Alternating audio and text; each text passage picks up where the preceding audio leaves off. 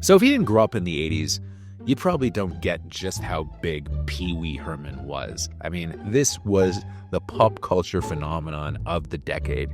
And not much was known about Paul Reubens, the man behind Pee-wee Herman. But shortly before his death, Reubens sat down with documentarian Matt Wolf for an exhaustive 40 hours of interviews to be used for a potential documentary. Reubens, who was notoriously press-shy throughout his career, was always reluctant to talk about himself, especially in the light of the various scandals that sometimes overshadowed his legacy. However, later in life, Reubens felt the need to set the record straight, making Pee-wee as himself a stunningly insightful view into the legacy of one of the biggest and most unconventional pop culture icons of the 80s. So Pee-wee Herman held a unique place in the entertainment industry at that time, as he was loved by pretty much everyone, with him appealing equally to adults and children thanks to his hit film Pee-wee's Big Adventure and his children's TV show Pee-wee's Playhouse. Yet at the height of his popularity, it all came crashing down when he was arrested in a porn theater. However, he was able to re-emerge as a character actor thanks to roles in Buffy the Vampire Slayer, Murphy Brown, Blow, and Mystery Men.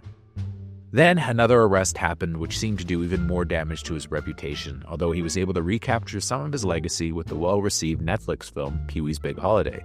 Through it all, Reubens was seen as elusive, as typically when he appeared on chat shows, if at all, he would only do so as Herman rather than himself. So we've never really heard from him at length, making Wolf's documentary pretty mind-blowing for longtime fans of the man, such as myself. Reubens is mostly an open book, even if he can't resist hamming it up for the camera, prompting Wolf to constantly try to re-steer the conversation.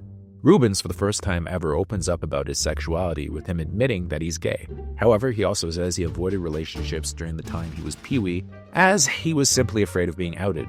Even in these interviews, he's reluctant to reveal too much about himself, especially as far as his sexuality goes, with longtime friend David Arquette, who he co-starred with in Buffy the Vampire Slayer, revealing in an interview that Reubens was old school and wouldn't open up about it even to him despite them being friends for 30 years.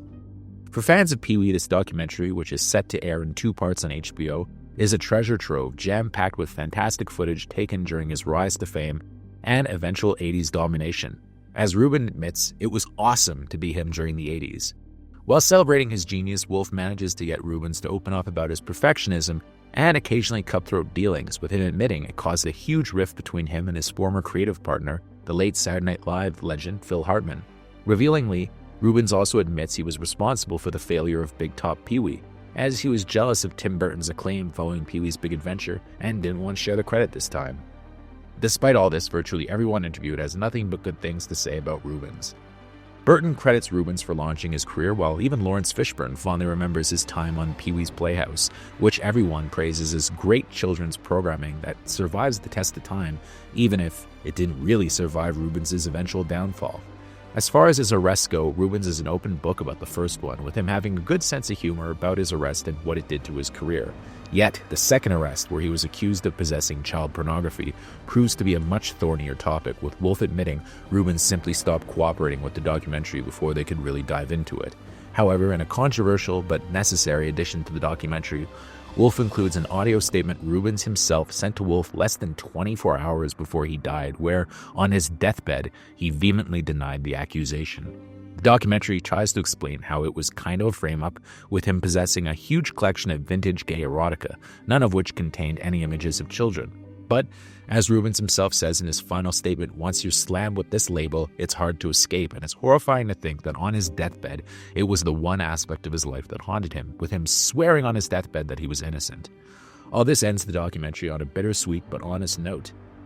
However, the documentary, which is a blast, still functions as a celebration of his work, and fans will be blown away by just how much unseen footage is in this.